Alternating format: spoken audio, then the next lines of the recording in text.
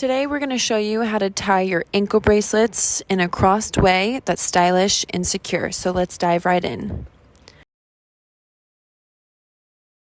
First, let's change the position of the ties. So go ahead and insert them from the inside to make sure they're ready for tying.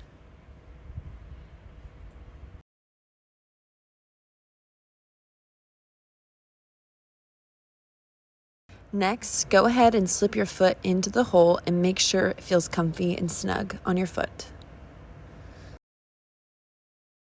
Now, just adjust the ribbon around your ankle and make sure that the ribbon is divided equally on both sides. This will make the tying process much easier and more balanced.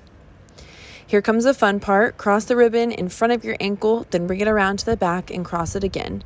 This creates a beautiful crisscross pattern that looks super elegant. And finally, you have a stylish choice to make. You can choose to show the bow in the front for a cute and flirty look, or you can be more discreet and tie the bow in the back. Either way, it's going to look amazing. And there you have it, the ankle bracelet with cross, a chic and secure way to tie your espadrilles. Now you're ready to step out in style. Thanks for watching. Until next time.